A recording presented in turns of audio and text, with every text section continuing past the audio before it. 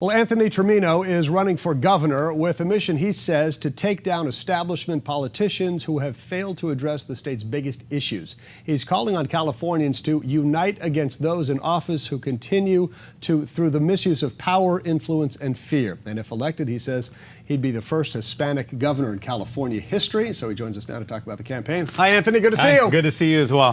Thanks for coming on the program. Thanks for having me. So we've been talking, of course, about the Texas shooting, and we've been seeing Governor Greg Abbott address the media and address the people of Texas. If you were to become governor, what would you say if a situation this bad were to happen here, a school shooting like that in California? Well, first of all, from my family to the families that were affected in Texas and all over the nation, if not the world, our hearts go out to you. I'm a father of 5, and so this hit home for me, especially because I still have a daughter in high school. She's still in public schools. And so what would I say? Well, I would say that as governor, I would do a better job securing our schools, right? I wouldn't politicize this. You know, Newsom has come out immediately on day one and politicized this, saying that it's a gun issue. It's really a mental health issue, and it's really about securing our schools, and that's what I would do as governor.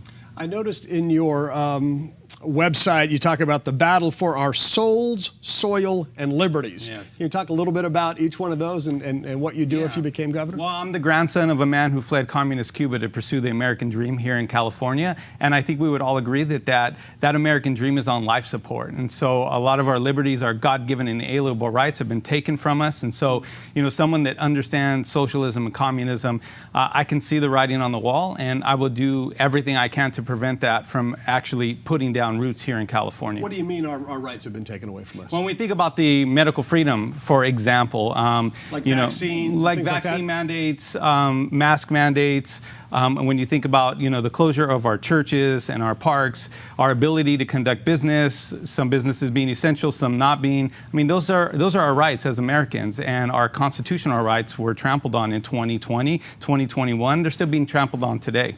Let's talk about faith. You just mentioned God-given rights. I know you have that, I think, is your number 2 issue, family, faith. Tell me about your faith and why that's so important to you. My faith is incredibly important. I often say that, you know, we don't have to share the same faith for you to vote for me, but you're going to want to know that somebody has a North Star that's rooted in faith. And I truly believe that what's happening in California has little to do with politics. I believe that it's a battle of good and evil, light and darkness. If you think about the policies that are being put forth, the bills that are being put forth, AB 2223 is an example. These are not political policies. This is good and evil, and we need somebody that understands that to fight for our families.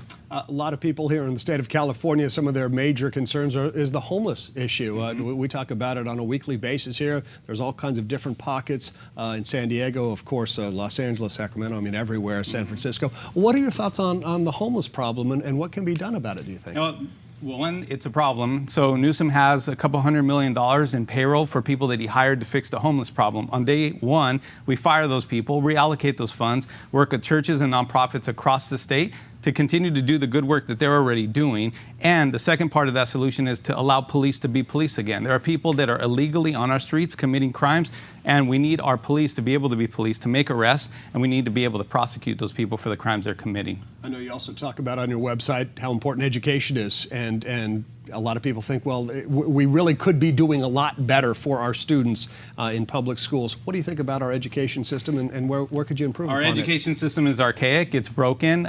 That's why we have so many people pulling their kids out of public schools. So I'm going to advocate for school choice, put power back into the parents' hands so the money will follow the child. When we're able to do that, we can actually start to really combat and fight against teachers' unions that have too much control. They have a monopoly. And so by putting power back into the parents' hands, we now give them choice, and we actually, you know, can start to move toward fixing our school problem. But I also want to implement what are called leadership programs, leadership academies, which basically move California out of the bottom rung of where we are nationally to the top by producing the most talented individuals out of high school as possible through a masterclass program. Yeah, terrific. You have a website, Anthony? Battleforca.com. That's battleforca.com. Looks like we've got AnthonyTrimino.com too. They both work. I just gave either one. I gave you the simple one to remember. Battleforca.com or AnthonyTrimino.com. Check them out. Anthony, good to see you. Thank you so much. Thanks for coming in to KUSI. Absolutely. Good to see you. All right, Ginger.